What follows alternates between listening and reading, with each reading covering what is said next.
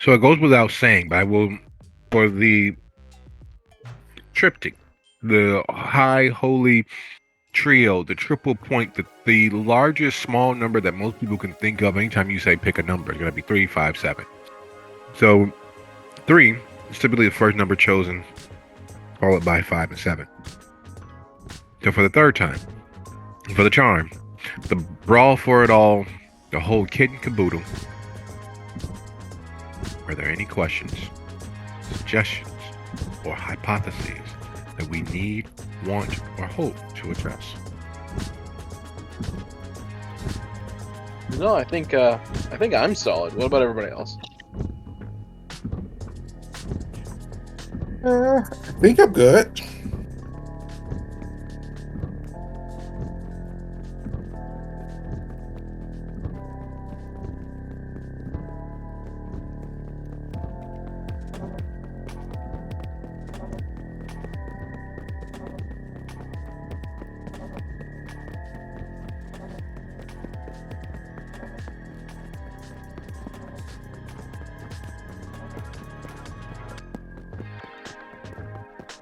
Well,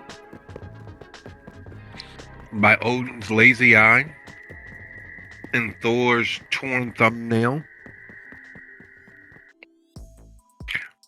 I'd like to say that this is officially, without a shadow of a doubt,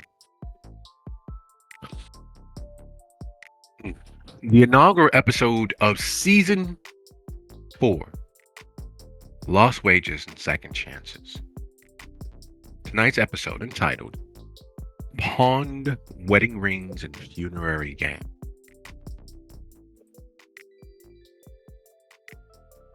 We take a half a step from our own world.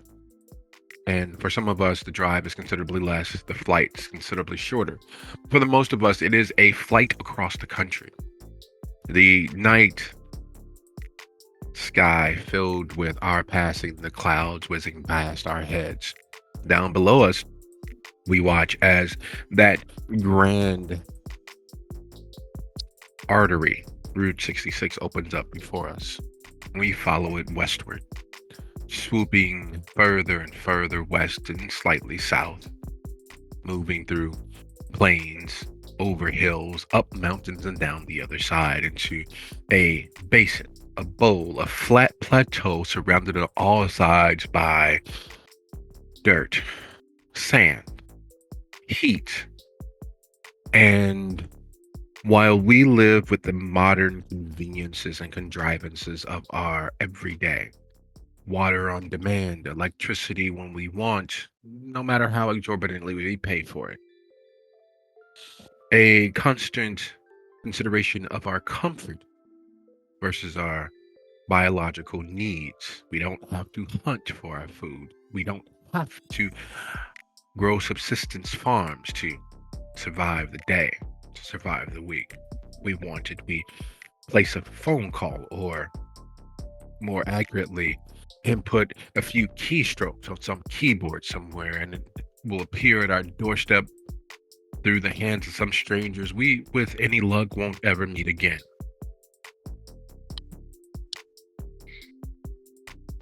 And even still, even with our modern contrivances and conveniences, if we were to travel that distance to the gleaming jewel of the southwestern desert that is Las Vegas, we would literally die.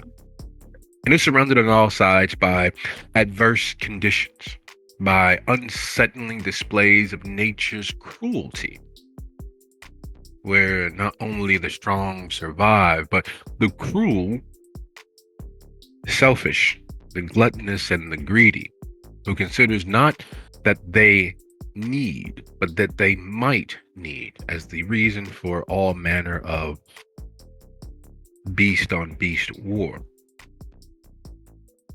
We would die. We would cease to be. And while that is a bit of an exaggeration, it is not so much so for this particular coterie of kindred. The night sky The dark plains and even darker mountains that we've managed to envision rising up out of nothing before us, to have the twinkling, glittering, multicolored lights of Vegas dancing in the background, drawing our eye, and we swoop closer down amidst the rabble. The tourists here spending more money than they have. The locals here making sure they get their slice, their tip, their gratuity. The transigent, the transient, and those coming seeking opportunity. Those experiencing the backward edge of hope's blade. Amidst all of that glitz and glam, corruption and graft, we close in on a hotel room in flames. The screams long since settled. The fear of the fire and what happened inside of it still with us as we find Fancy and Ryan and Theo watching from a far too safe distance and yet far too close as the first responders arrive on scene, as those in-house fire agents were not successful with how quickly the fire spread. They were not successful in stopping it from immolating every person inside that room.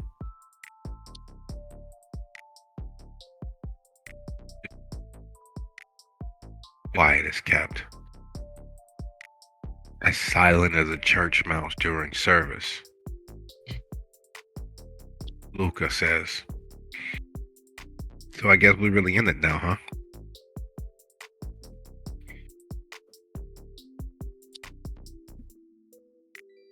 I mean, yeah, I'm guessing so. Everything's pointing that direction, anyways. You all are aware that while I'm covered, and Fancy, I'll never let anything happen to you. The rest of you, if you are connected with this, will be facing the full unbridled wrath of Benedict and his retainers.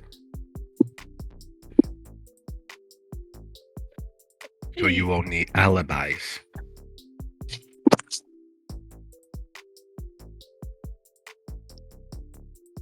Well, I mean, I did get shaken down earlier tonight. All I gotta do is,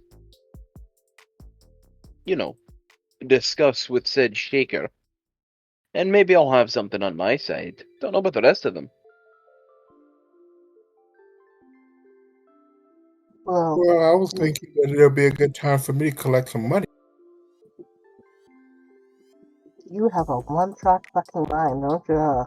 I was gonna say we were supposed to be working on the Garusha, and I had been doing things to work on the Garusha, and I have some locations and such. We could use that as an excuse. We have been working tirelessly on getting that together.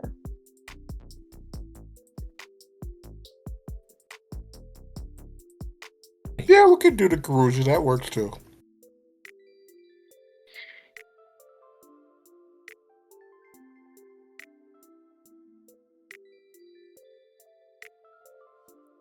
And even to make it more realistic, we could stop by some of those places so that we were seen there.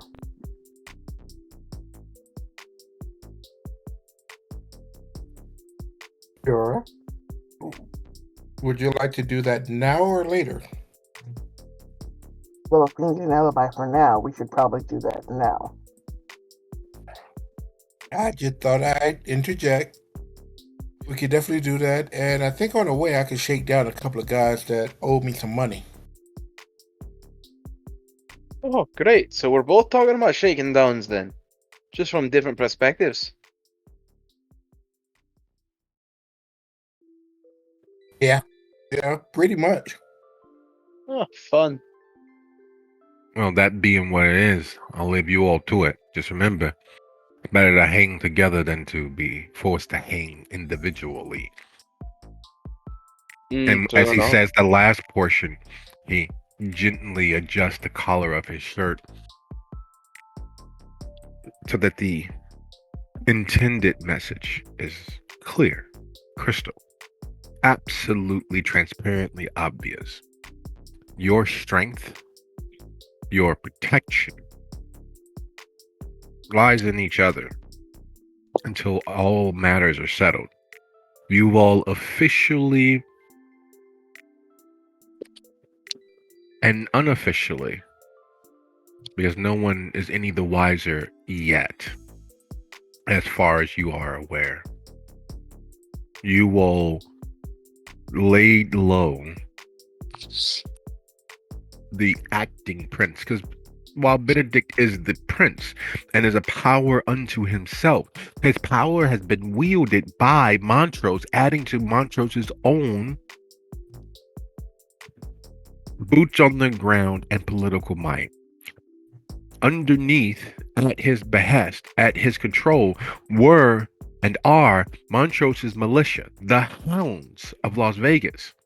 And the vast majority of them are, in fact, Nosferatu. The vast majority of them have the ability to be everywhere and nowhere because most people don't see them coming.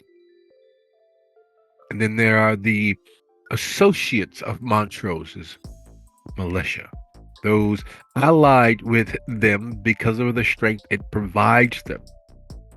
The orphan primogen, Victoria Louise, naming one of them, her right-hand man and loyal compatriot, her dirty boot, Deli Slice, who is friends, allies, and part of a coterie with Hodgepodge, who is friends and allies with Jen Harris, who is friends and allies with, well, the list goes on. It is a several layer of interconnectivity between several factions who are invested in Montrose remaining in power because it grants them power.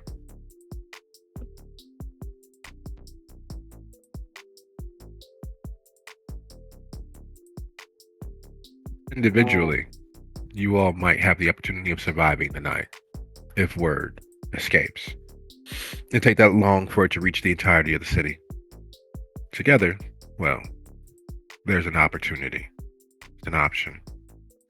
Your longevity would multiply nearly exponentially. Individually, well, may the odds ever be in your favor. And speaking of such, the odds being in your favor, Martha, it has been a whirlwind of activity, frenetic action, and you are a sire. What the ever-loving flar, fiddlesticks, and more. You have brought an angel into the world, a divine being.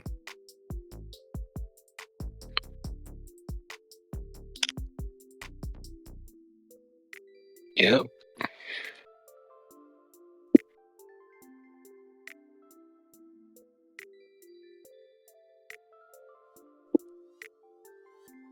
How are you going to square that?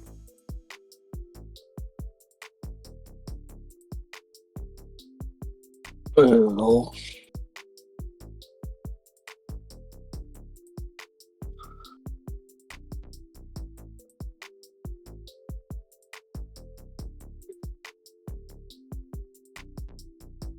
kind of thinking about staking Anastasia and stashing her in a basement somewhere for a little bit.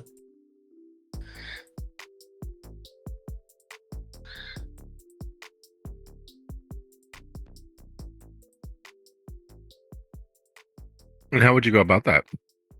It's not an easy thing staking a kindred. It's not an easy thing staking anyone. You are still shoving a relatively large piece of wood through something that gives the semblance of living's chest.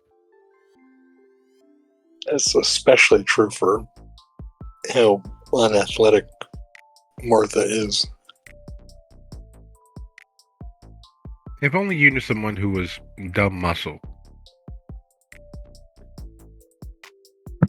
Or if I could talk Theo into that, into helping with that.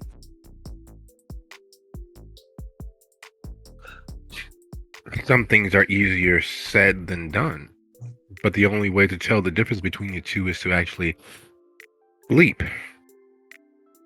So, reaching out through your lines of communication, gathering a hold of Eugene's number, how would you broach the subject? Or would you just simply try to find him? Would you arrange a meeting? He, after all, technically, in every way that counts, is your coterie mate.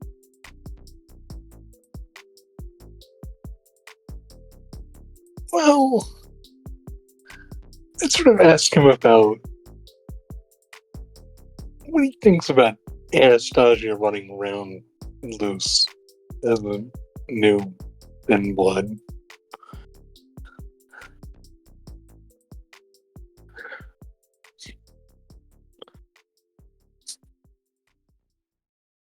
Are you asking? Yes, I am. What do you think about her out in the wild? I think that she's your chowder. And long as she doesn't get in my way or run afoul of me, I give no shit. Do you want her removed from the board or not? Want to put her in a storage shed somewhere until I can properly deal with her. That sounds like a good idea. She was a bit wild and does need to have a bit of training before you let her out. That's pretty much what I'm thinking. I mean, we're not like talking about, eating her. We're talking about staking her and putting her in a closet somewhere for a while. I'm fine with that. You got a closet? I can rent something. You're gonna put her in the storage shed, huh? Yeah, it seems safest. That's cold. That's cold. Is it at least gonna be air conditioned? Yeah, I'll get climate controlled. Okay. Because that'd be cold if you just left her out in the Nevada desert in a non-climate controlled storage unit. That'd be foul. Yeah. I mean, again, that is your chowder, and how you rear them is up to you, but that would be kind of messed up from my perspective. I kind of agree. I mean, it's nice for them to know what they can take, but, she's that, so. Oh, I'm game if you just want to stake her and stuff her in a closet. I'm game. That's all I'm asking. Okay. Should I stake her from the back and the front? Do you have a preference? I have no preference. However is easiest. Okay. Do you know what she is?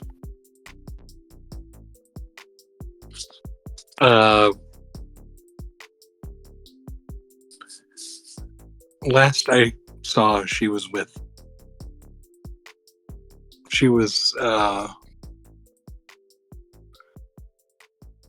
at Fancy's colleague's house.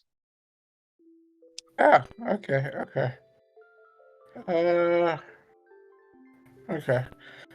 I'm gonna try and do that in character. Then what I will do is get that taken care of. Give me 1 second, Martha, okay? Yeah. Theo mutes his phone. Fancy, do you know where Anastasia is?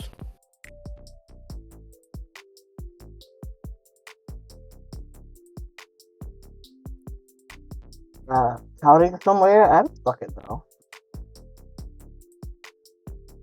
Well, Ryan, do you know where Anastasia is? I'm going to be perfectly real with you. I try to keep her out of my mind whenever I'm going about my daily business. I mean, I Well, know she's something I of a was liability for us right now, but to be as blunt as I can, I would have killed her. Again. killing her until we get what we need from her wouldn't have been useful. But I am about to put something hard in her, so you know. Details? Fancy scrunches her face up like, ew.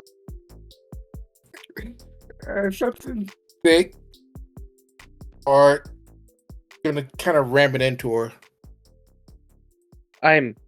I'm sorry. Given that you're attempting to make it as sexual an innuendo as you possibly can, I'm going to assume it's not actually a sexual thing. Ew, Well, yeah, no. we heard this side of the phone call, but Yeah. Alright. Well, I don't know where the fuck she is. I thought her sire was keeping up with her. I thought that she was over at one of your friends' house, so I was asking, if you knew where she was?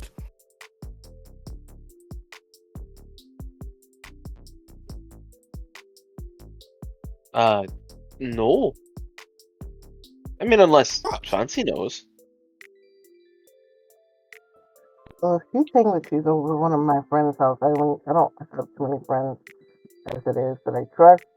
The only one that she has any ties to was my second in command, the girl that got kidnapped. Speaking of storyteller, did we ever get her back? Well, as far No, as but I'm aware. no, you didn't. Eugene takes his phone off of mute.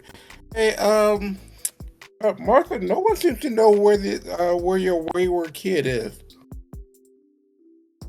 Yeah, that's just what I needed.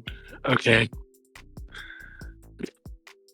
Well, if you track her down before I do, do you have a way for me to get in touch in a hurry? Well, I got your number. I mean, besides the phone? Yeah. Phone would probably be fastest. Hit me up. I'll keep my phone on me. Hit me up, and I'll come by and slide her the steak, and we can go ahead and figure out what to do with her. If I run across her, I'll go ahead and put her down, and then I'll give you a call. Sounds awesome.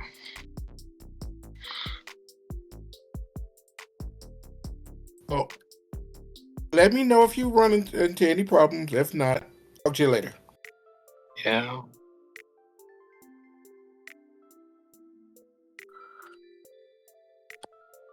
Eugene hangs up the phone. All right, so which order do you want to do this in, Fancy? You want to go find Anastasia or go work on the Garuja and hope we run across her? Just as my little side note, I think the ever so obvious hint of the gentleman that left was that we should probably come up with something that we could all tentatively tie ourselves to, so I'm going to be helping you all with your Garuja thing. And given that I don't necessarily give a fuck if that kid gets himself killed, I vote Garuja.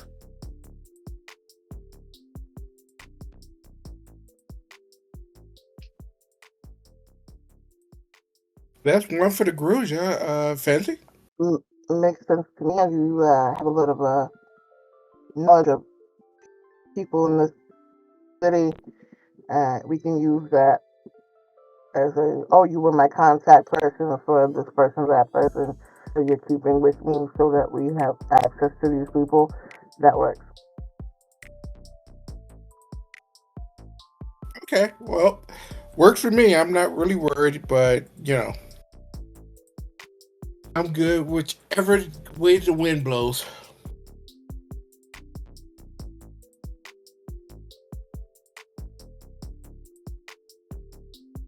In case you're wondering, the reason why I was thinking about running around town making stops as we go was not necessarily so that I can collect money, even though that's cool too. But the reason why is because the more people see us actively together doing stuff, the better our story is.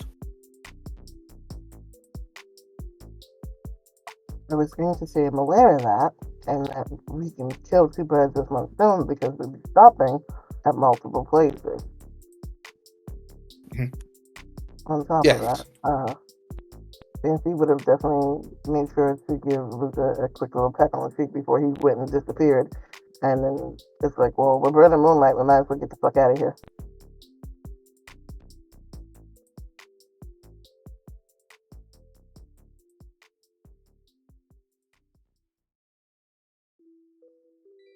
So here's the question. After the phone call and the settling of the plan of the order of operations, tending to the details of the Grusia, where's Martha?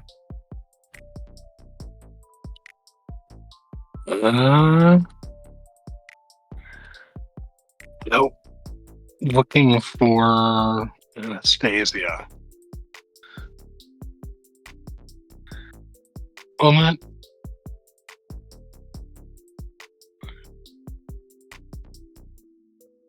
So beating the bushes and following hunches? Or is there something else that she might use to do so?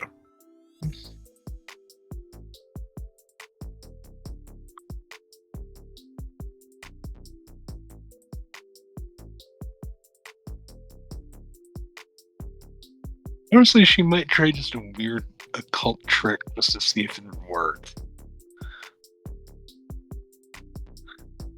Like trying to make some kind of talisman or something.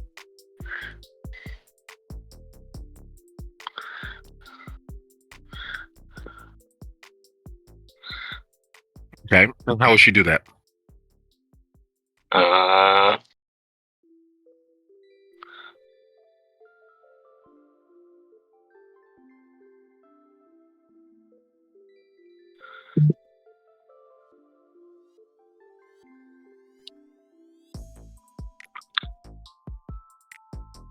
well, we would start with going through her pockets and using whatever coins she had to make a pendulum with a string she had conveniently in her assorted medical supplies.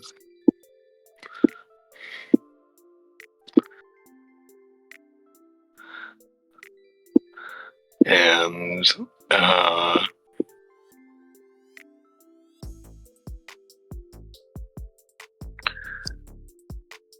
please cast cradles with it in an exciting way to see if she has any supernatural insights.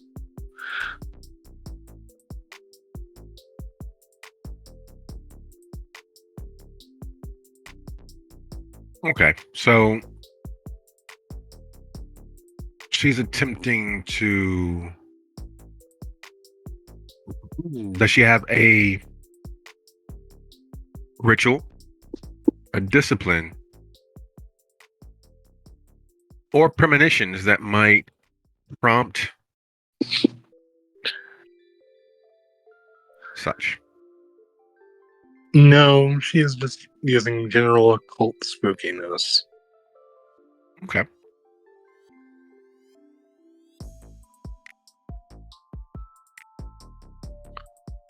So Martha's chanting into the dark. She's focusing on the ineffable connection between all things alive and dead.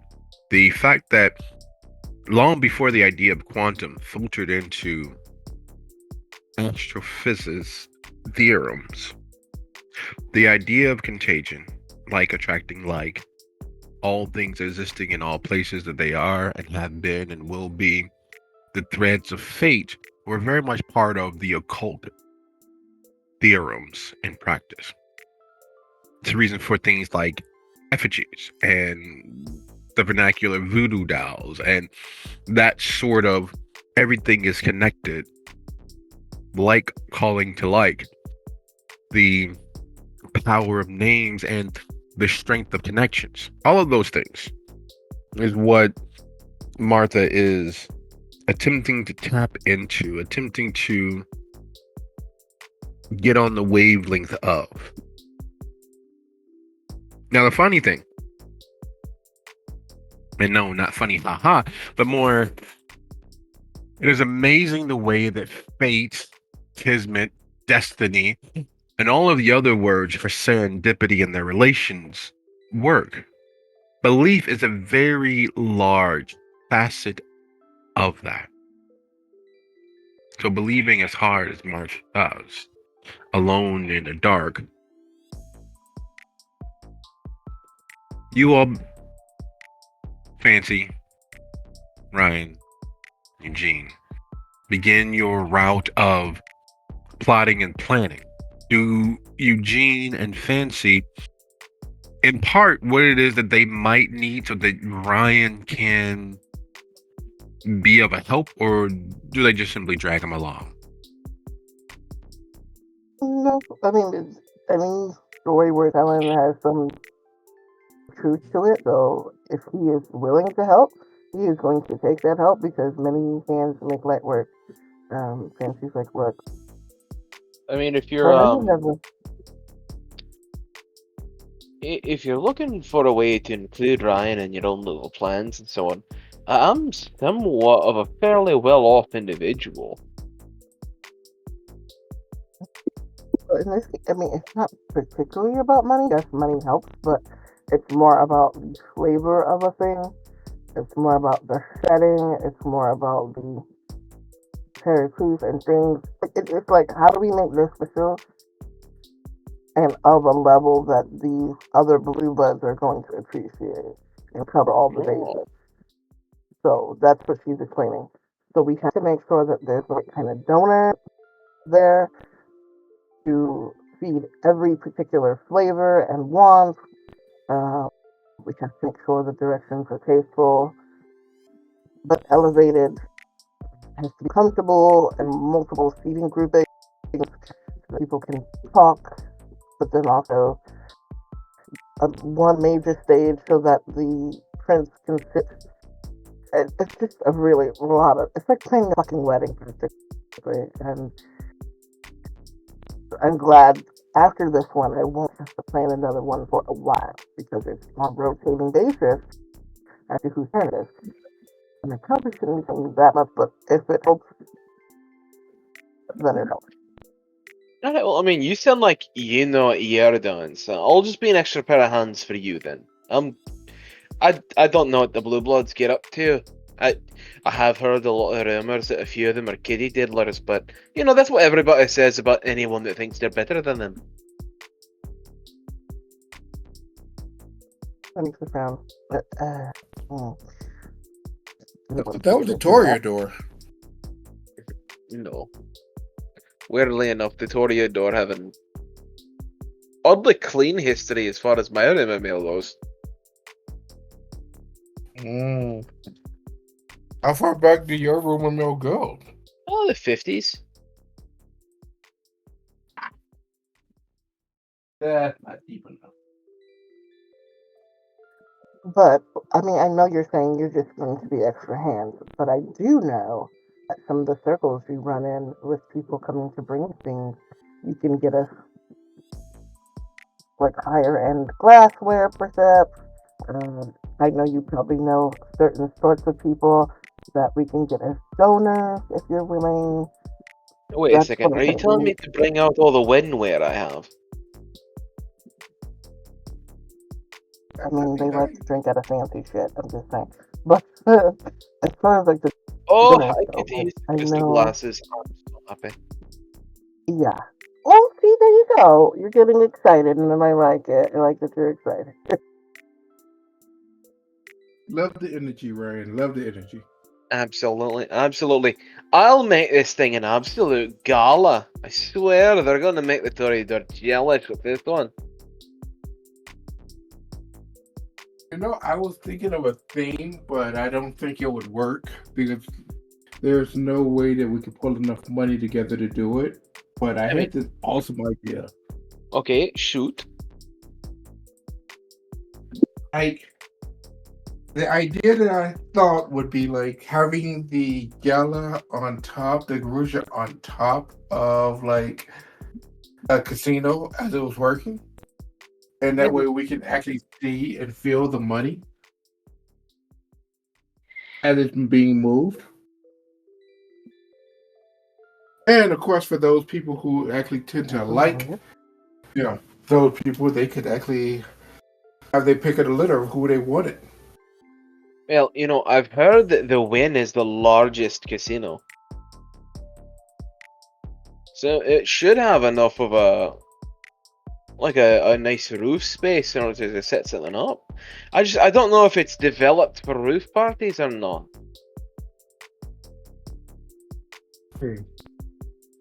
Well, instead of a roof party, what about a penthouse party?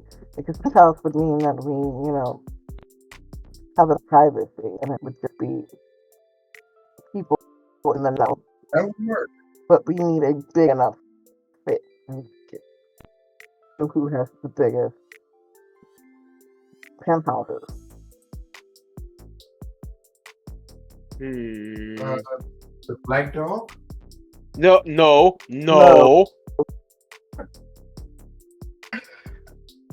Hey, I just answered the question. I didn't say that we would go there. I just answered the question. Well, you guys are sensitive. I'm not sensitive. I just enjoy my life. Oh, yeah, exactly. We're trying to do this so that we don't get shunned/killed. So I would like to keep on living. I have recently refound my husband, and I would not lose him again. Thank you.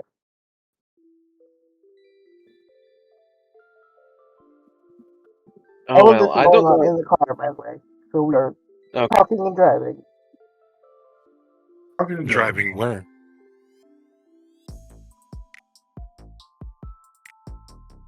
Black Dog? No.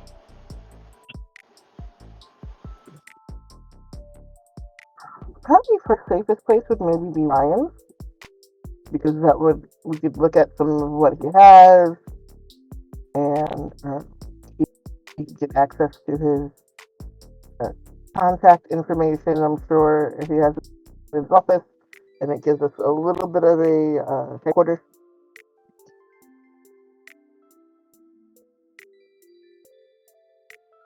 I mean, hey, I'm for whatever.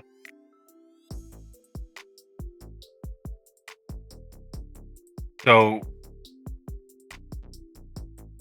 you all are headed across town to Hughes and Son Bondsman and Loan Enterprises. It is a full-service bail bond, private loan, and pawn shop. It is a hub of the vile and villainous vermin of Vegas. It is a place where you could get a second, third, or fourth mortgage on your home. It is the place where you very well could purchase a wedding ring, sell a wedding ring, pawn a wedding ring, the dress, the garter, the tuxedo, the shoes. You could find katanas, chainsaws, backhoes at his storage facilities. It is an emporium, a one-stop shop for the desperate, the depressed. And as much as you all know that, as much as you all understand that, walking in is like walking into a treasure trove of memories. There are mementos, cherished items, cursed items.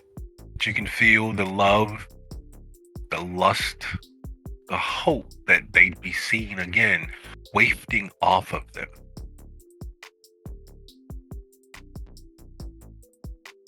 For those of you sensitive to such things, there is the weight of hope. There's the weight of the expectation that love will make a way. Because all you need is love. All you need is love. And for everyone who believes that, they find out that is never the case in Vegas. Love, lust, leisure must be fought for. It must be gained and maintained through the careful doling out of not concealed expectations, but managed expectations. You must apply yourself and never get lost in the dream of the outcome. Lessons that, by the score, thousands a day, millions a year who visit Las Vegas find out the hard way. Some never find out. Some always holding on to the idea that there's a chance. I got a chance, I got a real life one, I got a line on the next game, the fix is in, and I know who's going to win the heavyweight bout. Only to find out that that is never the case. A sure thing is only sure once it's already cashed in. Everything else, well,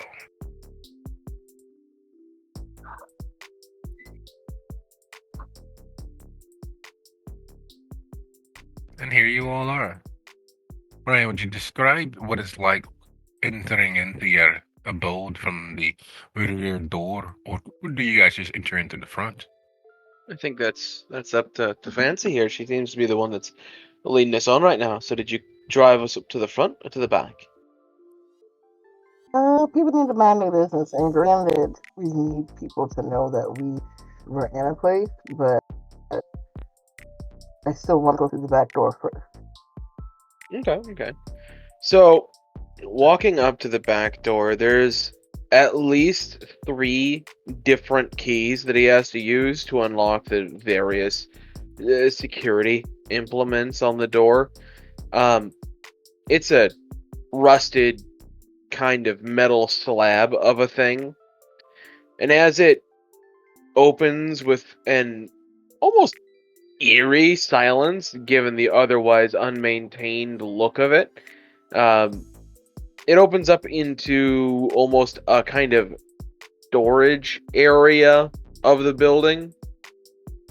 There's a small landing that you enter onto, a kind of depression in the ground before it elevates up. There with a little foot.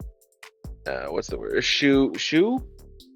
What's the welcome mat? There we go. There with a little welcome mat on the ground that proudly declares Ma's Best Donuts. Clearly an item that he had pilfered from someone. He wipes his feet and enters into the dark room, the pitch black area. As he's not in the building, it is entirely locked down. And as he reaches over and flicks the light on it, dun dun dun dun down the way, nice, I would say 30, maybe even 40 meter stretch, as the luminescent, kind of harsh white lights flick on one after the other, revealing cage after cage of items, all of them secured behind an almost paranoid level of security, some behind glass, some behind bars and glass. But it's very clear that you are in the horde. And there's a nice small kind of tucked away stairwell that leads up, and a similarly meaty door that presumption would lead you to believe heads out towards the storefront.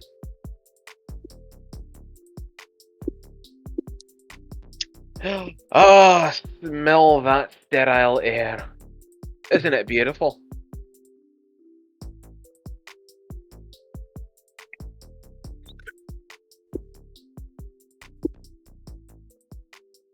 Sure.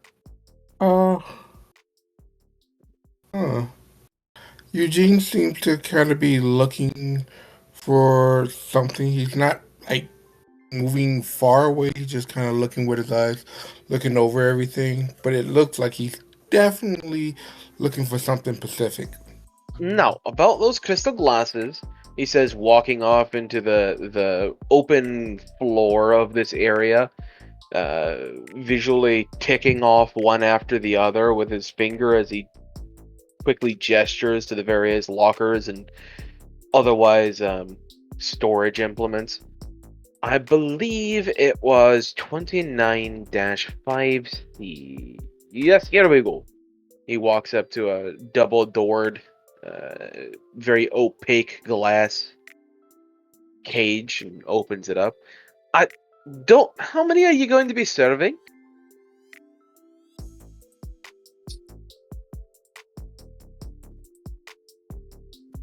I think Fancy would know that, right? Like right off the top of her head.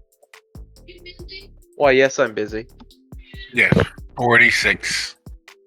46 well-to-do upper members of the clan. 46 members of the regional Blue Bloods, to whom Benedict is by far the most foremost of.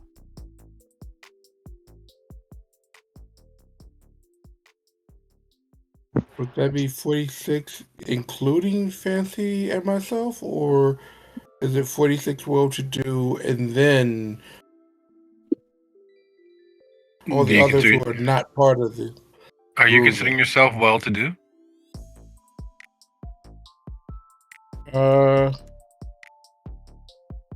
I could go rob somebody and become a little bit better well-to-do, but well-to-do right now, in regards to well-to-do in regards to the dignitas of the clan. Well-to-do in standing and prestige. Persons who've risen to primogeniture, the persons who've risen to being heralds and harpies and princes and even barons, chancellors and emissaries. Persons of status with a dignitas to match. Okay. Don't forget their security teams and their entourages and their ghouls and their associates and their children. It is a showing for the mass volume of the clan who've risen to at least status 2 or 3. While beneath them and below them, you all are considered someone else's retainer, someone else's member of staff. You are considered when considered. I think that's the best way to put it. It's not as if you're inconsequential, but when you're there, you're there. And when you're not, that was a certainly bright, young member of the clan. Yes. Whose child were they? Which lineage are they part of? Oh, I see. Well, greatness can come from all sorts of beginnings.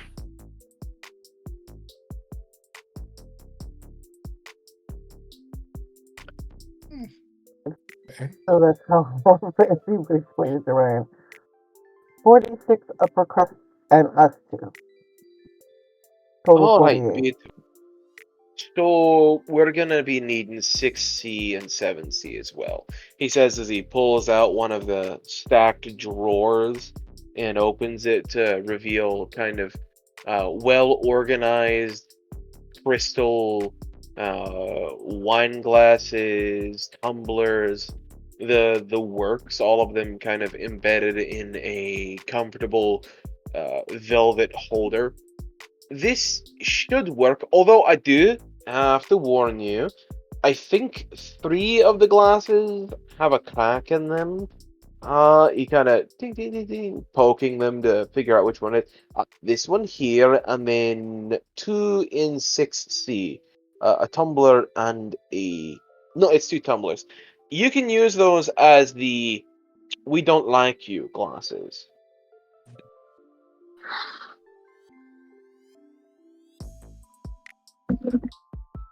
Well, either way, and he Okay. gestures to 2 similar standing lockers. These 3 will be the ones that you'll be fucking with.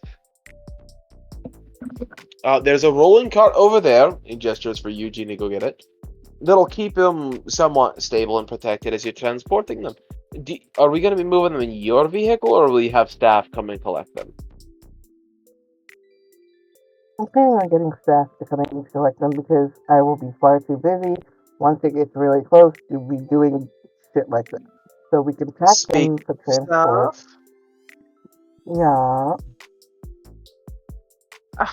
Who are you going to for staff?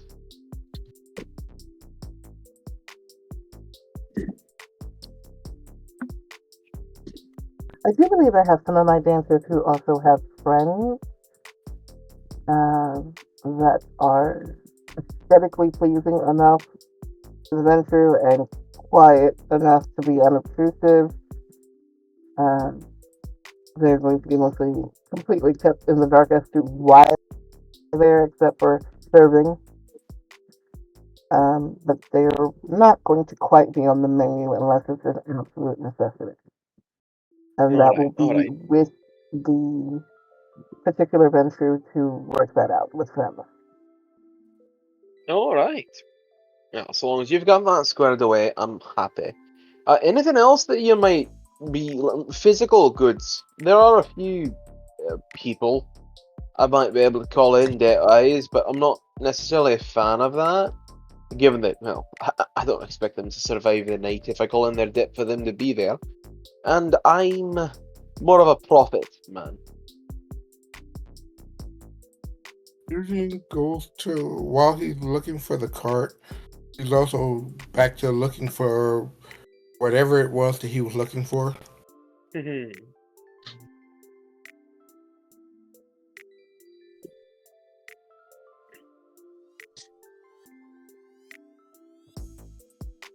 So you guys are swirled away inside the building. You're going over this, that, and mentioning it in the offhand. You're searching. You're scrabbling away towards the central conceit, the many unspoken and glossed over truths behind this, because as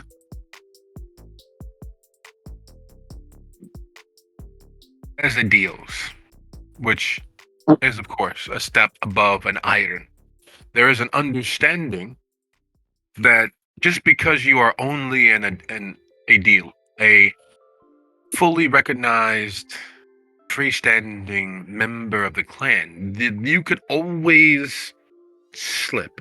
You can always lose Dignitas. You can always become an iron. You can always slip backwards.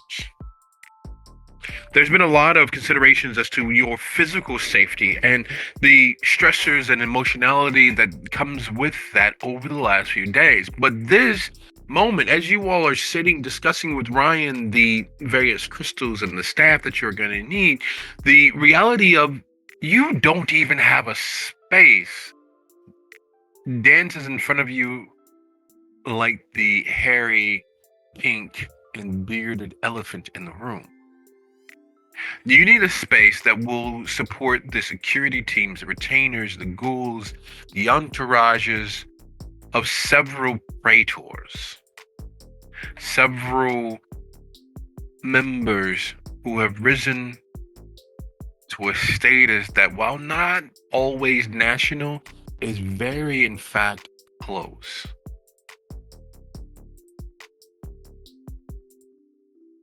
And with that consideration there, with you all searching, scrabbling, seeking out, the same is happening with Martha. the same reaching into the amorphous, globular, felt, and invisible future is Martha, reaching across the voids of time and space, seeking a thread amongst a haystack of threads with needles wrapped around them. Magic is all about belief. Magic is all about understanding and knowing what to believe in. Magic is all about blood. And while she's seen various members of the church and the chantry reach across time and space as if they were divisible things at the whim of the wielder, it escapes her. It is not something that she has a talent for, no matter how hard, no matter how convincingly, no matter how faithfully and loyally she believes in the object of something. And the old saying from that great American poet, Yogi Berra, sometimes when you want a fool to do something right, you gotta do it yourself.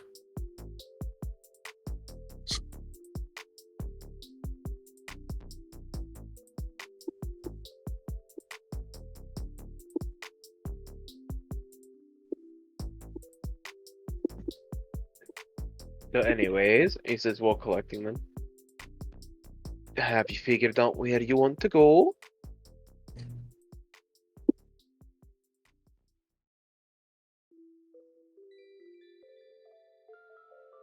Storyteller, who was the last person to pull out a successful Garuja, and where was it?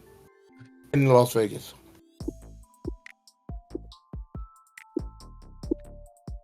Victoria Would that be Krieger. like a... Ooh. Ooh. Okay. Victoria Krieger.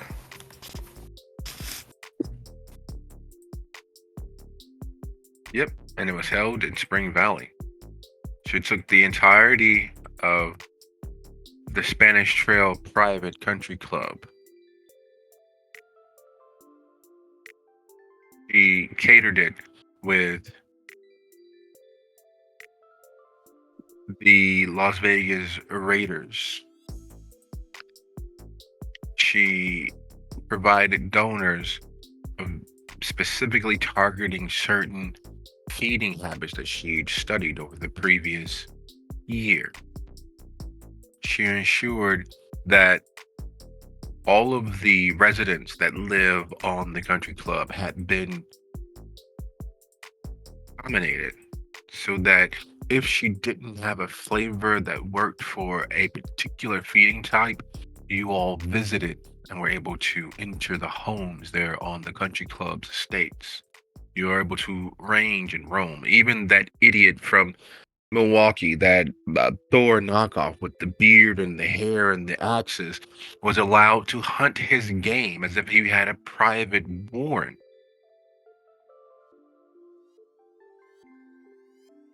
She catered it with the artisans. She flew in from New Orleans. She had comfort houses set amongst the homes on the estate of the country club for those who still needed a bit of physical engagement with their pate. She ensured there was enough space and a privacy for all members of the Garusian.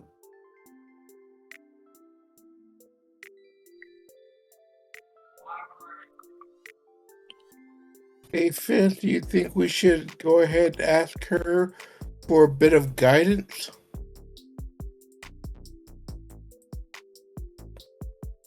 We all but admit that we are helpless and can't do shit ourselves. Giving her a one-up over us helps, you know. Do you think that they think that we're helpless and need guidance anyway? I mean, let's be honest. They did give us the job with the expectation of us to either fail hard or No, we can't manage to pull out a country club in this short a time, but we can do something similar or just beneath it. probably. So where is something that's like that we can pull off in this short of time?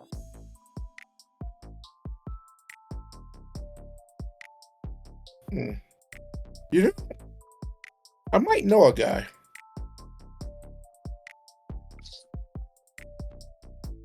You tell. Let me grab my. Hold on. Now that I think about it, make a phone call, and if he can actually hook it up, we might be. We might be in luck.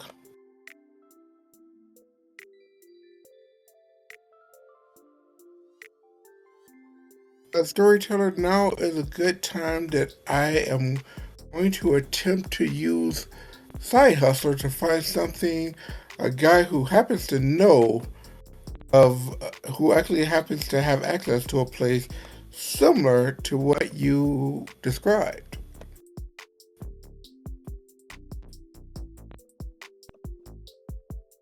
Well, you know it don't work that way. What did I describe? You just, well, obviously, I'm not going to be able to get the Las Vegas Raiders. That's obviously.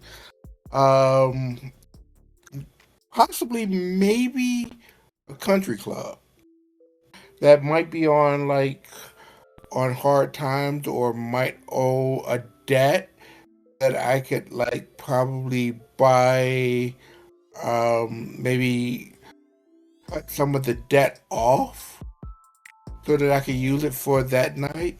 Something along those lines.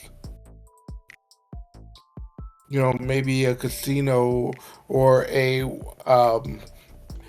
maybe a country club that they started to build, but the what's the word I'm looking? The developers ran out of money, and maybe we could take that as a base point and actually move it forward a little bit.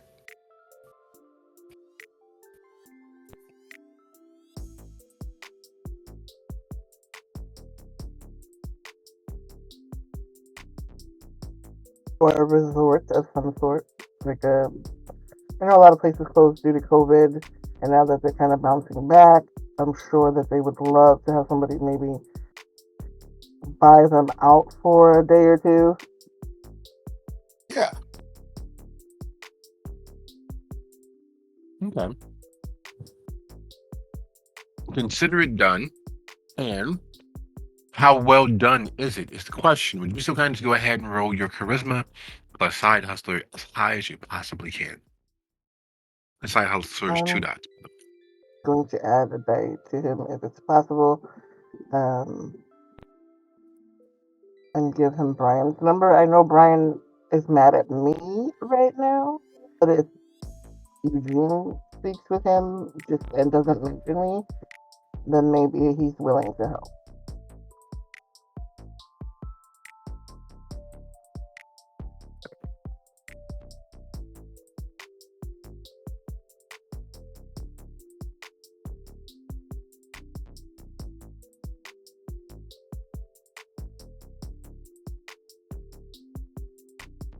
Okay.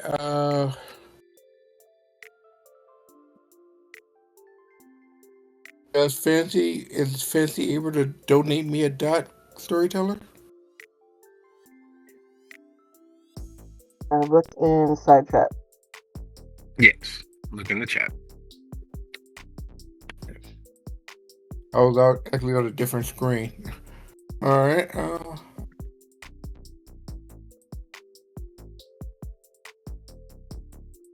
Okay. Cool. All right. Now let's get back to where we were.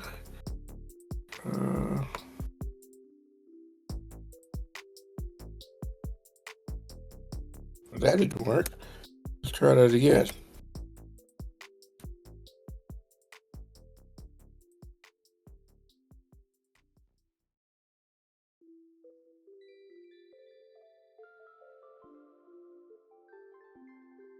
Eek. Huh.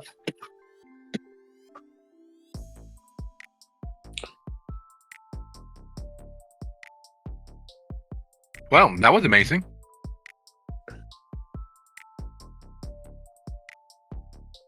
But that is as high as I possibly could. It is literally amazing. You went from a complete failure to rolling 3 successes. Now, the question is, and here's the only question that really counts. What does fate have in store for you reaching through the ether? You connecting with individuals who are typically non-perceived. They live in that invisible gray area that gets shit done and keeps people poor and keeps people rich. It preys on the system as it is, and well, there's a lot there. A lot of social warfare, classism. There's a lot that is used for the benefit of those who are in fact down and out. To be invisible, to be in rooms where it happened, without upsetting the apple cart, being what seeming to be what's expected, that those with their finger on the pulse of power, whose soles of their shoes are worn out trotting the halls of power, don't ever get any wiser. They're able to collect the information, utilize it to their own ends. They're able to build fellowships, to swim amongst the sharks without being considered food. Eugene, using the network of individuals that prey on the performers in Las Vegas. People who know people who believe that they are people who are just as caught up in the illusion, the glitz and glam, as all those fools who come to separate themselves from their money, occasionally their lives.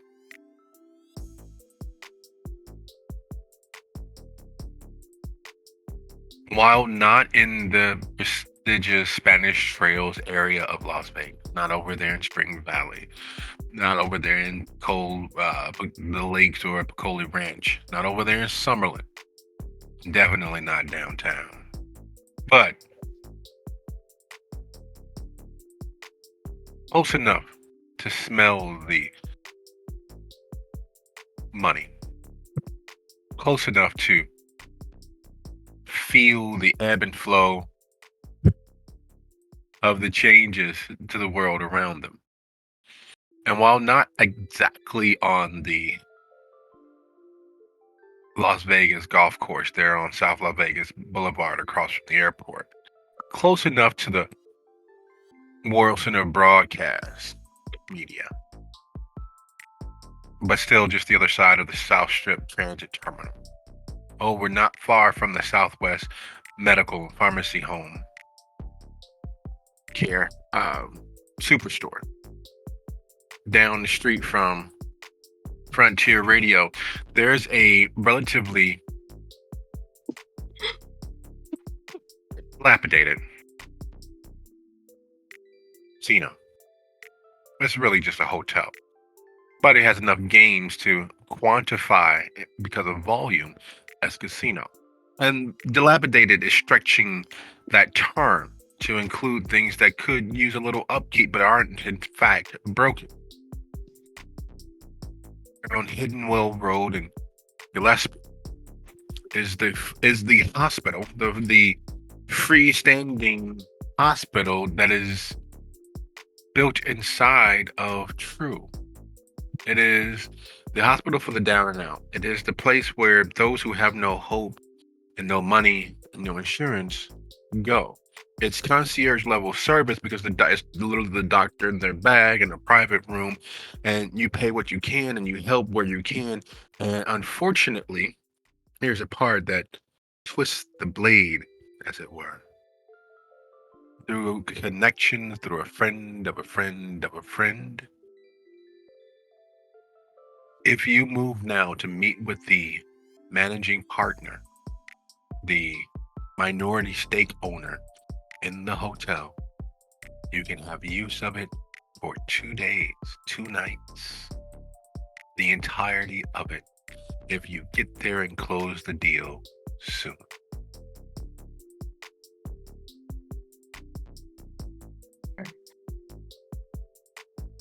Once I get that information, I'll run it by Fancy. What do you think?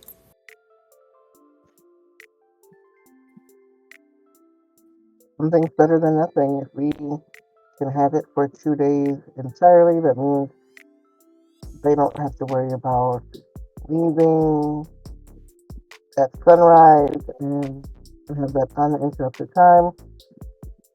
Maybe we can offer some sort of deal as to we'll help upgrade the place or something like that and see what that gets us. But yes, we should probably take this deal and head there now. All right. I'm gonna go and close. Ryan, I'm gonna step out and try to get that closed. I'll be back shortly, unless you want to come with me.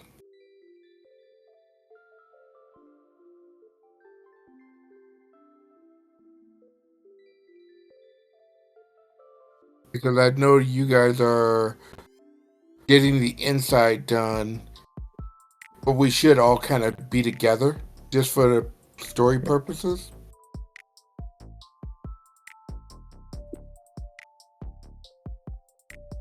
I mean, we've already picked out crystals and stuff, and that it would help if maybe you'll go look at it and see something that you think we might need. I know you have an eye for things, so that'd be cool if you came with us. actually, I think I recognize the name of that building. Wait, no, that can't be the same one. What was it? Someone murdered it? Well, no, my ma goes there for her checkups and whatnot. Oh, does she now? Well, more specifically, her doctor that comes and check on her and works out of it, yeah. Why the fuck is everything connected to my ma? She's a very popular person. Don't you know that? There's a moment of just like belated frustration where he looks at you in confusion for a moment before a tension settles on his forehead and he grips one of the wine glasses just a hair too heavily. And you hear it, the really clicky of glass not agreeing with the amount of tension being put on it. Before he looks down and is like, oh fuck no. Alright, make that 4 clacked glasses.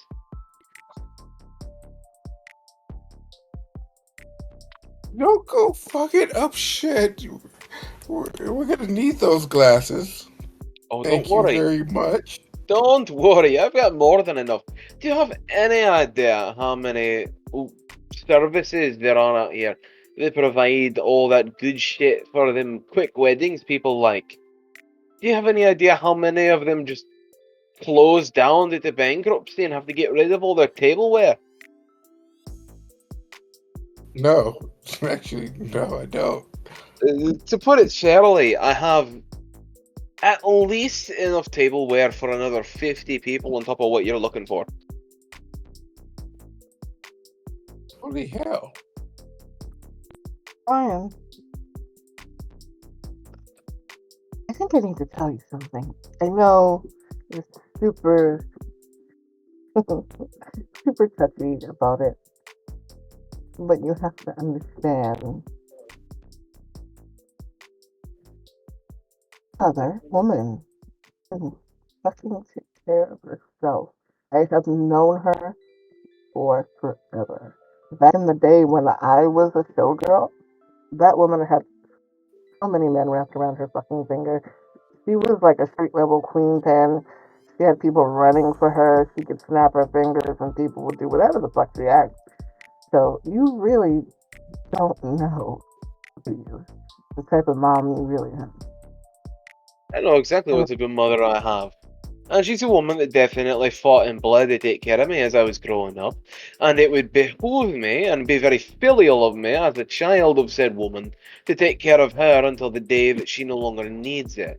And the moment that I decide that I don't need to take care of her because she's such a big girl and she is so strong that she doesn't need me is the moment that one of those degenerates out there do something that they're going to live to regret.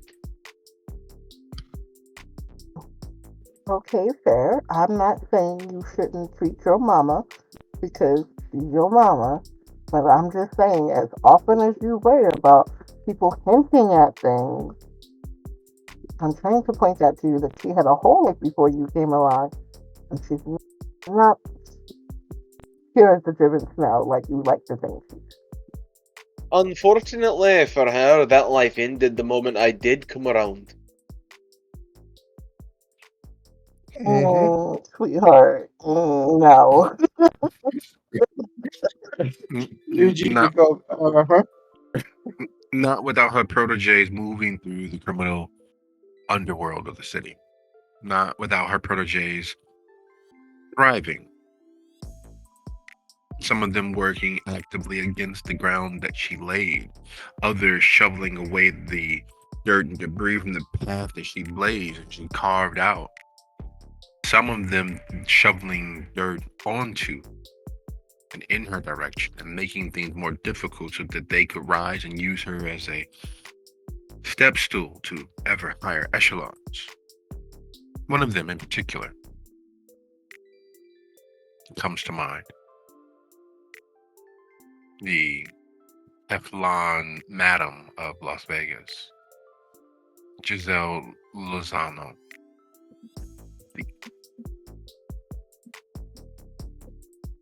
Always fun, always fun.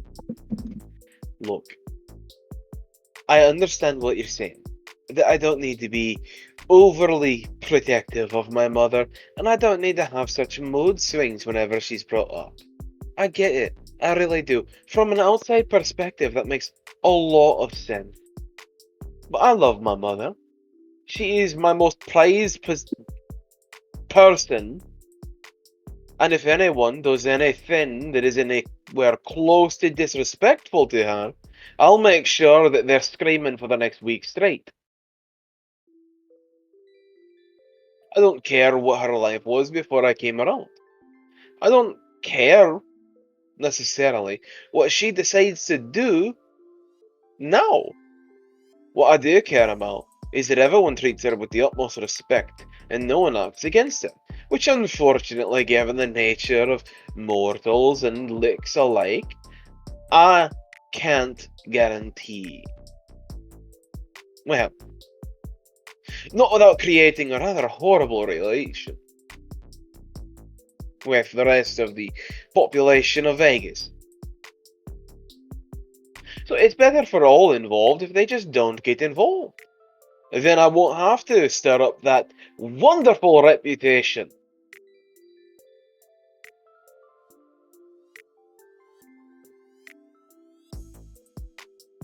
And she just reaches out and pats his hand. Okay, we should probably get going. I was gonna say, crimes are wasted, so Absolutely. I need to get on the road. I'll set these aside here, and you can have your staff come collect them once we have a venue Once you have a staff, and a staff. there's so many ways. energy. There's so many ways that things could go wrong at a moment's notice in Vegas. But because the pendulum of luck, fate, swings and shifts with an incredibly chaotic frequency, once more we turn our gaze towards Martha, sitting alone in the dark, the magic whiffling and ruffling and vacillating around her. The blacked out space of her room being violated by the harsh sound of someone knocking at the door, breaking her concentration once more, bringing her firmly into the now. I answer the door. It's Bob.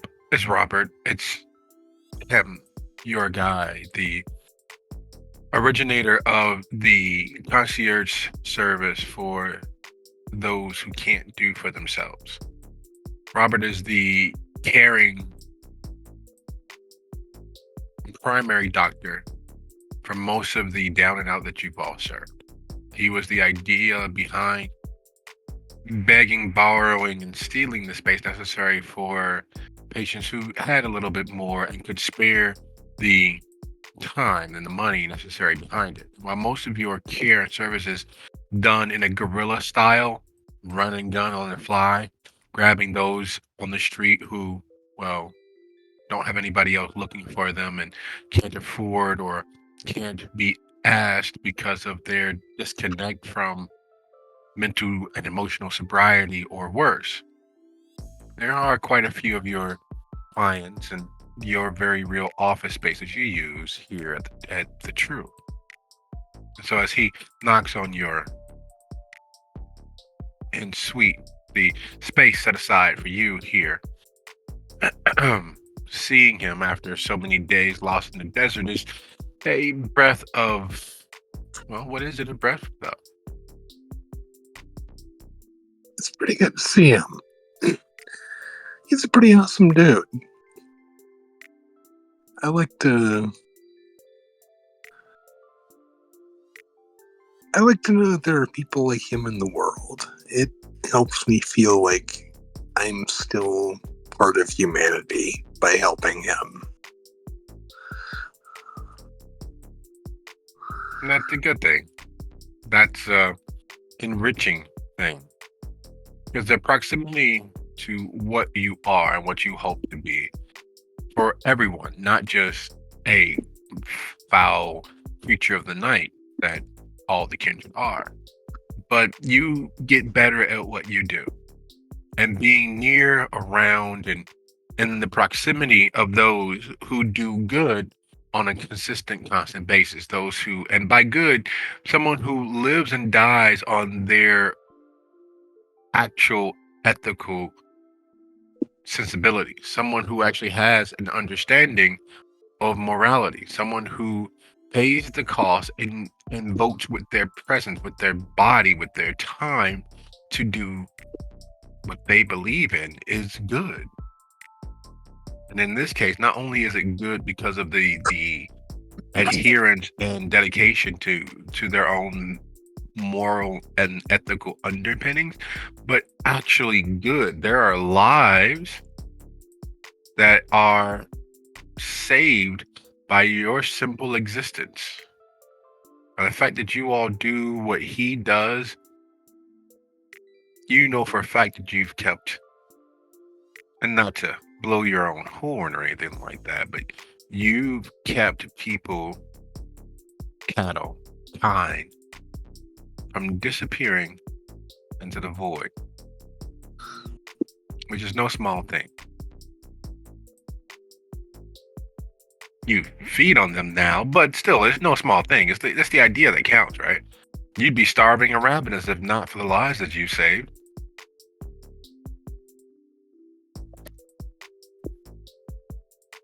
You know? And the job, and it's a pretty cool gig. Hey, Martha, I heard that you were back. I don't know why you needed a sabbatical. I'm not going to ask. I'm not going to pry. But Elise was, well, she was very happy that you're here. She's very happy that you're back. And I'm glad that you survived whatever it is that you needed to do. However, unfortunately, I have less than great news. Brandon ran off with Ivan's portion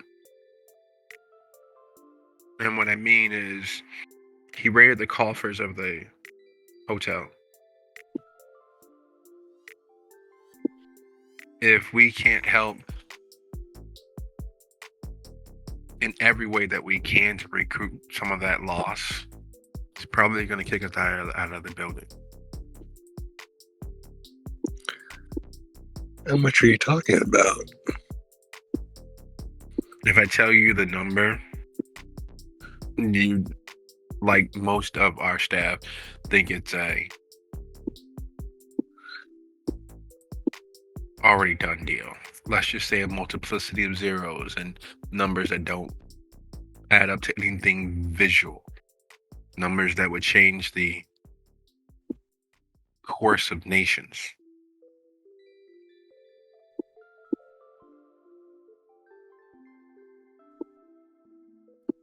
While we have a year to do so, we need to put the plan into effect yesterday.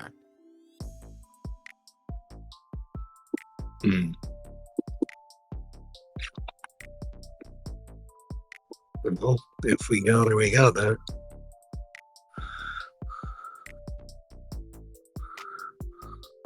Oh, I know you're gonna think me crazy, but I was hoping that there was some way, some path of thought that you might have had that, I don't know. You've made a difference by being here with us and fighting this good fight. And I was hoping that whatever spirit quest or journey that you've been on, we could tap into that goodness and maybe turn fate, change our stars. I don't know. I shouldn't have been hoping like that. But yeah, good to have you back. I'll leave it to you to whatever you were doing. Yeah. So, and he backs back out of your room, closing the door behind him.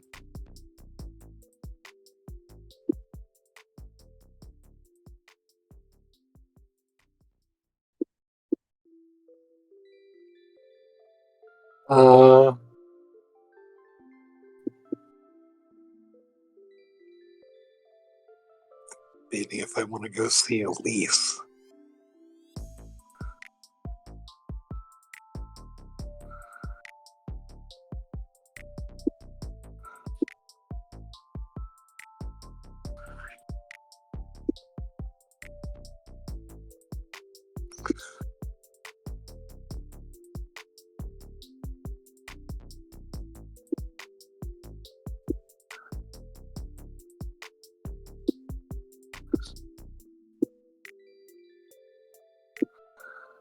So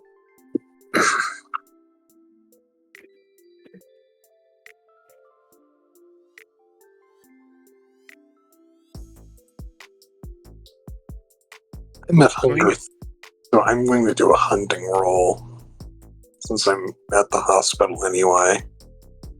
You didn't want to just use your herd?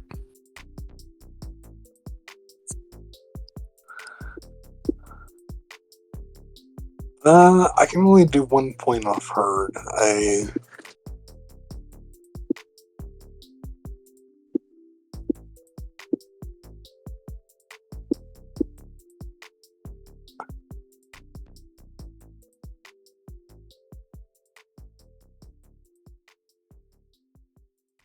Well, it is a heavy consideration, especially being as your hunger is a little bit more elevated than usual. So, hunting in and around the area is entirely a statistically wise thing to do. It is a large number, and it takes time. It's the consideration of literally hunting not just a living thing, but a living human, something that you formerly were, to potentially as death. Because that's the thing that most don't ever really consider. But every time you give vent and you plan the stalking and collection of blood from another human, there's a chance that your beast, your darker half, your intrusive thoughts will slip into the driver's seat, and what should have been or might have been a small nothing moment in their evening could become life-changing for them. You could shift their state of existence fully from the living end of the spectrum to the opposite of that each and every time. It is unfortunately a very accurate and very full risk versus reward situation every time a Kendra hunts. As Martha prepares to let her fang show, prepares to obtain that salty, sticky, sweet, iron-tinged goodness. It is 55 after the hour. Let's take a quick 10 here and be back at 5 after. Welcome back, folks. How we doing? Hey, howdy. I think I am still alive. For the most part. Live is good. Live is good. Live is good.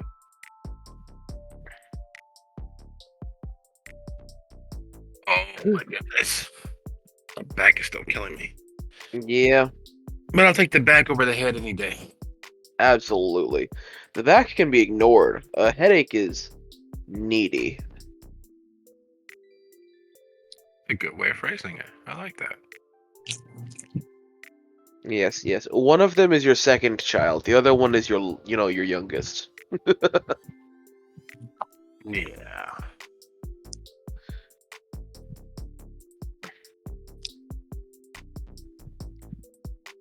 I always love that the delineation between it's just a really bad headache and it's a migraine is just where it chooses not to fuck with, not where it chooses to fuck with. There is a magical difference. Even a low range migraine fucks with your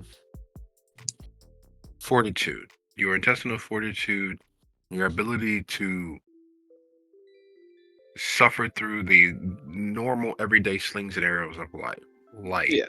sound, smell, temperature, your ability to sit up straight, lay on your back, your ability to close your eyes or keep them open. It literally taps into everything and fucks it all.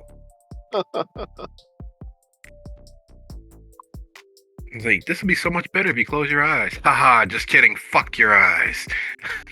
No, leave me alone. Oh, you're right. I'm going to not do that. All I need is 3 seconds. Just give me 3 seconds. You're right. That's a good idea. I could do that. Let's give you exactly none of that. None of that. And Absolutely. just the worst thing is just when you think you're cresting the ridge and it's all downhill from there, you realize that you've just temporarily plateaued and yet there's still K2 in front of you.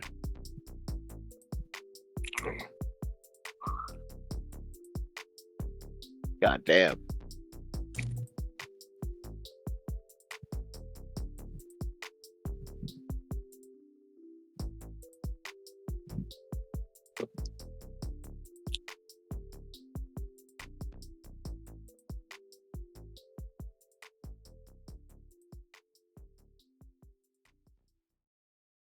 Who are we missing?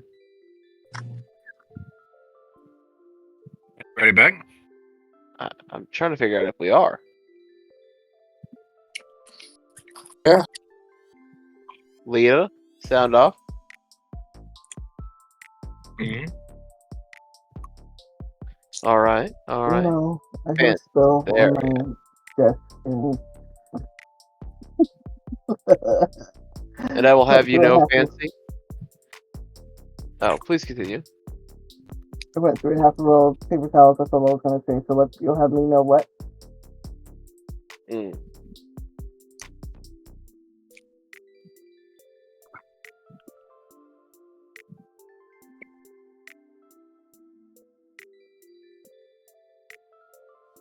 Did a cat get your tongue? Is that what happened?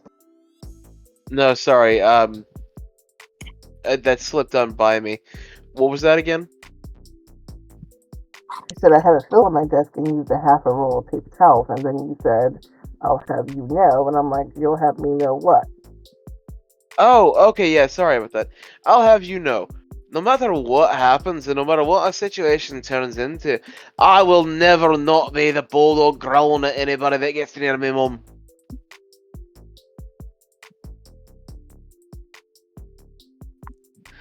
There is no alternate reality where I suddenly become the most hands-off owner in this entire fucking state.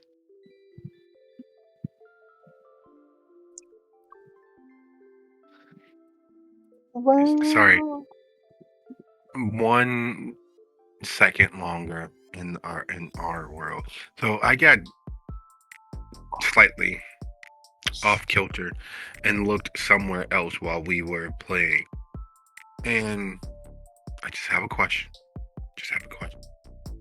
If we were existing as play characters in an almost real world, people who's having normal feelings, average feelings, expounded feelings, and the full width and breadth of human emotionality, and someone they loved, someone they cherished, someone that they enjoyed the company of, appeared, and their roommate came and said, "Hey, they're dead." Would you raise a glass to that fucker? Especially being as they couldn't explain how they're dead, or where their body is, or where the funeral is, or what happened. No. Yeah, no. So yeah, I didn't go in. That's oddly specific. What brought that on?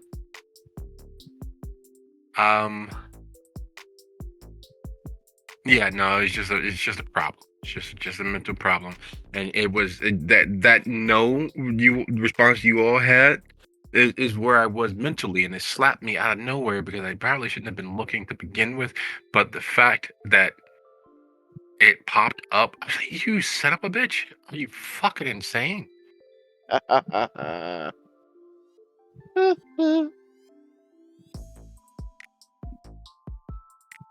Oh, as you all, as Fancy, Ryan, and Eugene gather together and begin heading on your way. Far too soon, you've traversed across Las Vegas and you find yourself there on the eastern portion of the city. You find yourselves just outside of True, there on Hidden Well Road in Gillespie.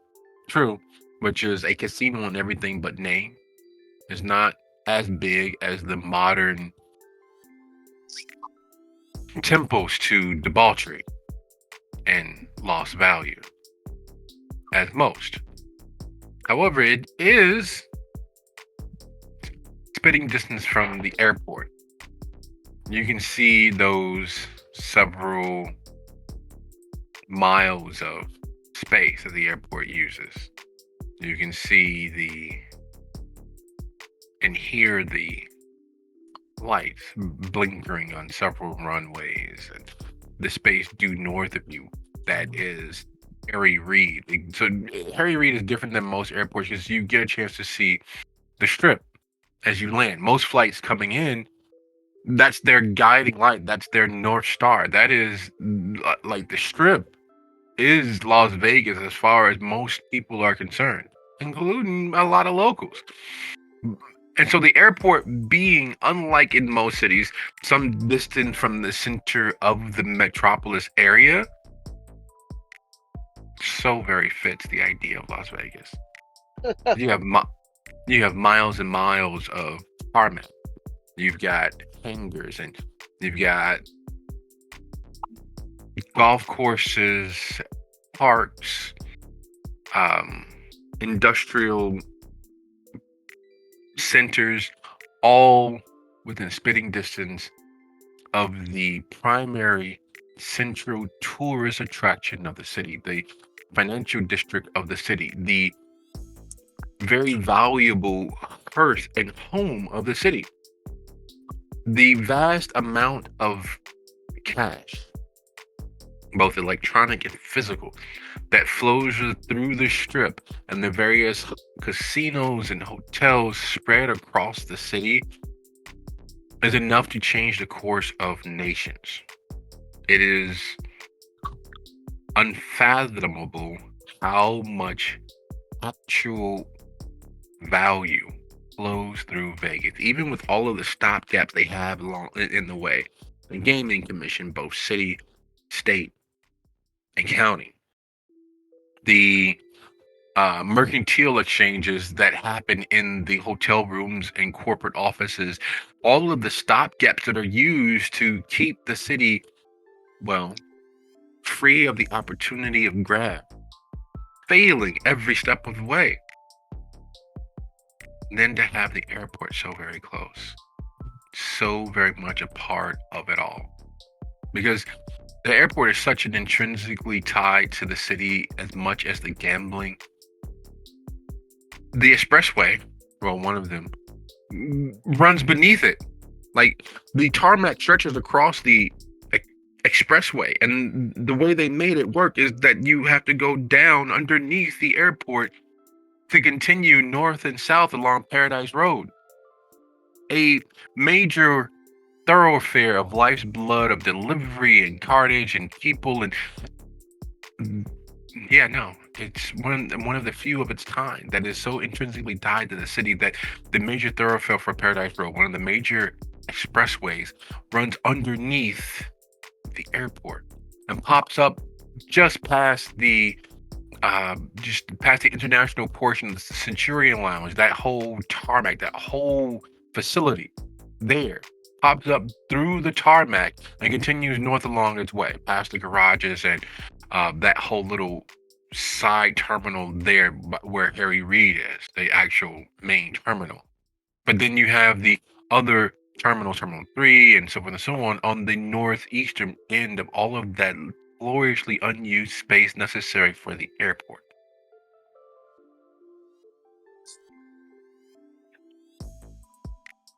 It is a confusing mess to anyone who isn't here.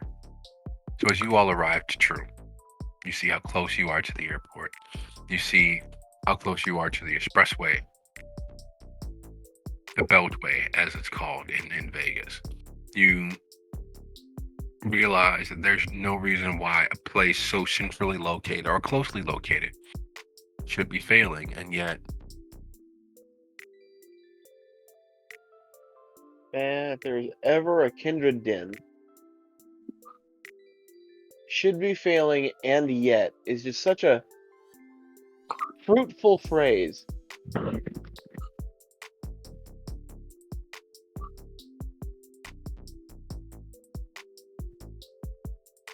So then,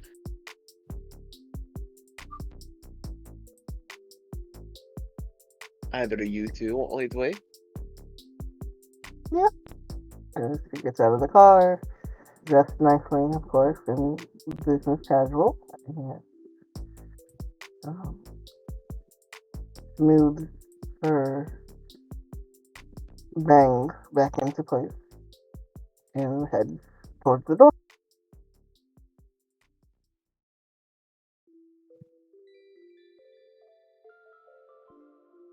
Eugene gets out the car and looks around. Kind of takes a second to take in the vista. He looks at the airport, the flashing, gleaming lights. This might work. This might work. And then starts heading towards the actual facility.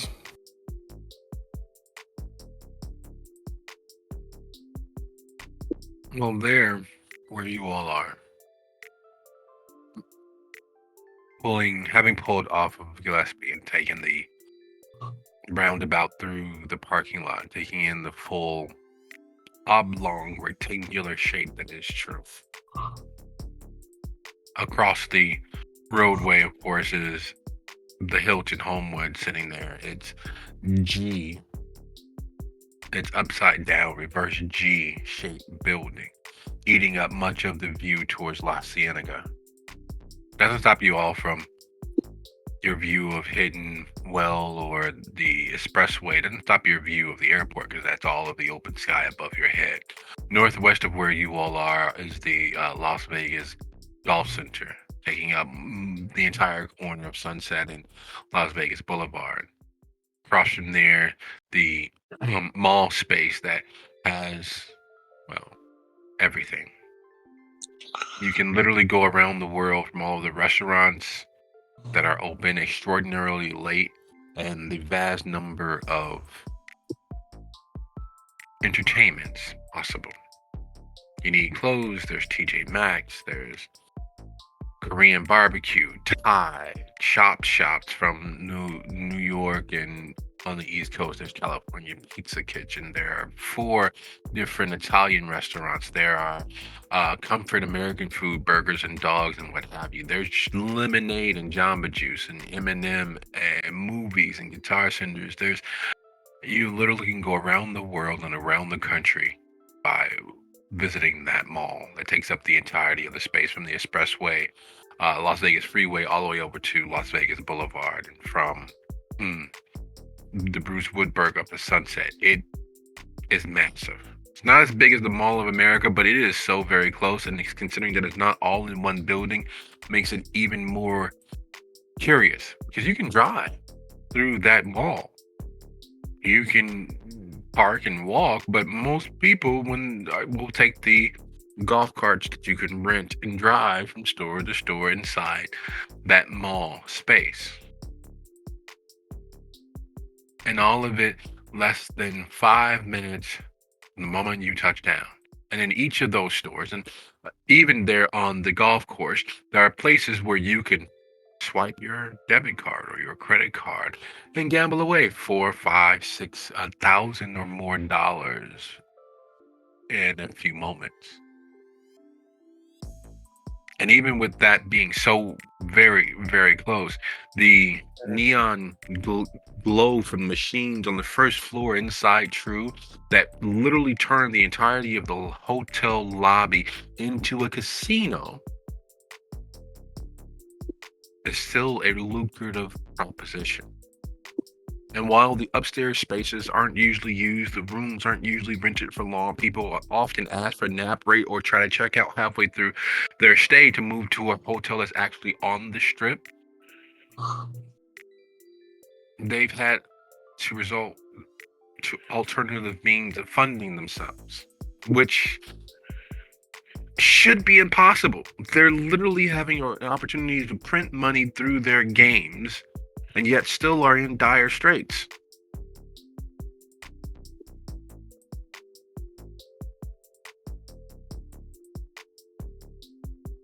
All less than 5 minutes from the hotel, from the airport.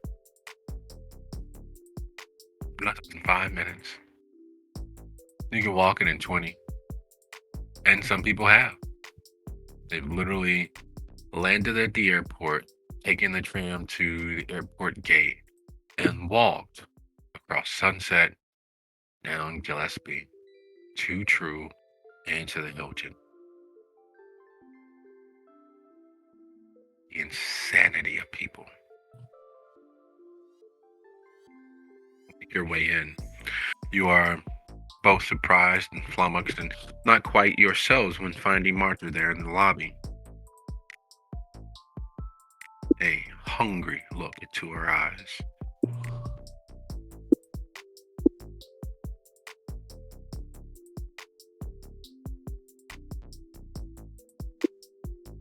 Martha torn between.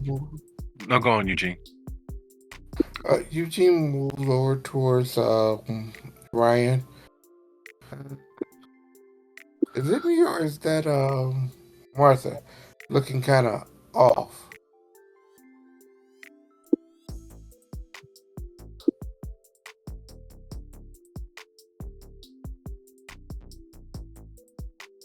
I don't look at her often enough to know, but I will take your word for it.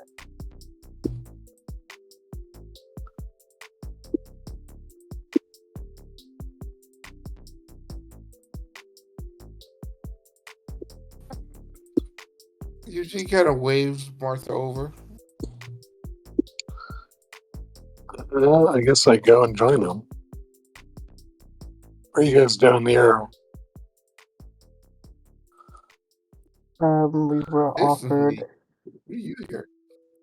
a deal on this place for 2 nights, and we were looking into what that would entail. Why are you here? Well, it's been new to the sort of hospital for a while.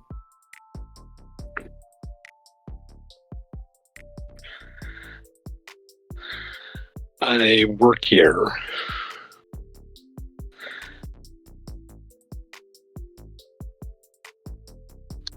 So, out of curiosity, since you work here, why is it that they need this sort of help? This place should be booming, and it's a fucking ghost town practically. It's not exactly above board.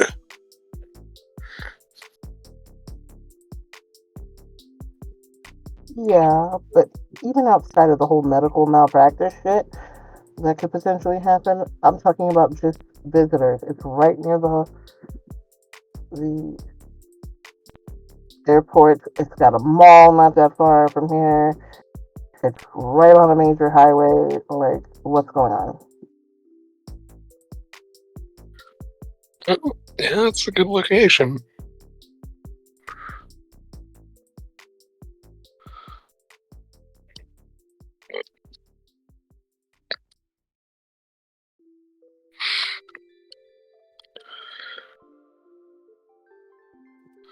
So you have no clue why they need this money this bad as to offer us a deal. Well, we're short on funding if it keeps the everything going, and it's probably okay.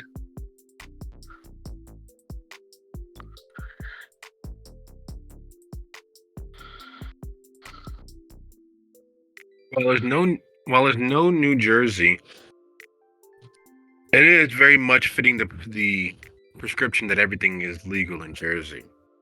Nearly everything is legal in Vegas. There are lots of things that turned a blind eye to. One of the many things that is not legal in Vegas and no one turns a blind eye to, but everyone rolls with, is embezzlement. Things go missing all the time, including and especially profit. So as you all are there reacquainting yourselves with one another for the evening, you watch as a gentleman in a tan suit, a dirty brown tie, and a pristinely white, almost sparkling so white button down and sensible shoes go running past you all. Oh my God! None of the security, the burgundy shirted, gray pocketed security agents and guards stationed about the space go after him. Yet there is a gentleman in a all but tailored black on black suit, black shirt, black tie, black blazer, and black jeans goes chasing out behind him. The leather gloves a dead giveaway. No one wears leather gloves in Vegas. Not any local at least. But the black gloves, the slick black hair, and the fact that he looks like as if he's off a central casting from some crime mafia movie starts alarm bells ringing. His three friends equally bespoke, though heavier of limb, wider of chest, broader of back, chasing behind him sets off another few score of alarm bells. And Eugene, you know from a friend of a friend of a friend that set this up that that's your guy, the gentleman in the tan blazer, dirty brown tie, and sensible loafers. The other four you're not entirely sure about, save that they look, and if they do and are what they look like, you're pretty sure that your deal is going down the drain in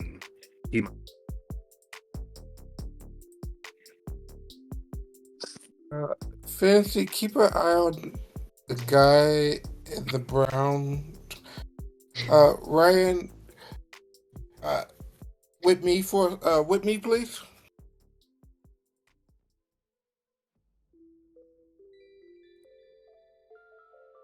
Yes, you will try. Thank And I can intercept the man in the brown suit, getting his attention. I'll keep you safe. Come with me. To use words and not physical action. No, it's both. I like that She's phrasing, right?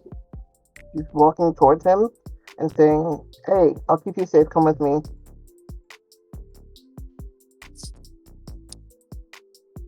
Okay. Would you be so kind of go ahead and roll your charisma and athletics? That is contested by the men in black who are closing. What are you doing, Eugene and Martha? I'm going to intercept the guys in black. I'm gonna try to slow them down and hopefully change their direction so that they're no longer chasing him. How? Well, I'm gonna intercept them. You're gonna tackle him. You're gonna take him down. You're gonna shoot him. You're going to or tap dancing. How are you Not going to yet. intercept them? I'm going to obstruct them. While he's running this way. Fancy peels off to go behind to go intercept him. I'm going to obstruct them by walking towards them.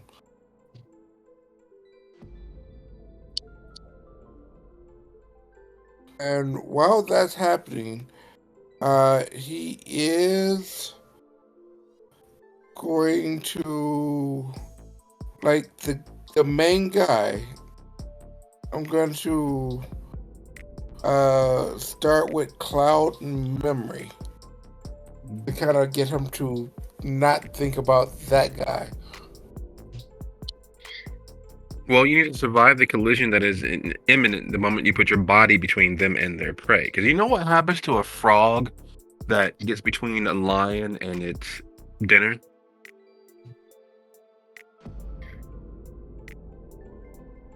The same thing that happens to everything else. They become the dinner, at least temporarily, as the collision of bodies and, well, appendages develop. Martha, as that's happening, is there anything that Martha's doing besides watching it unfold? You know what? I'm gonna use my new trick and do a scry the soul on the guy in the brown suit. Okay. Well, and as you all leap to the floor,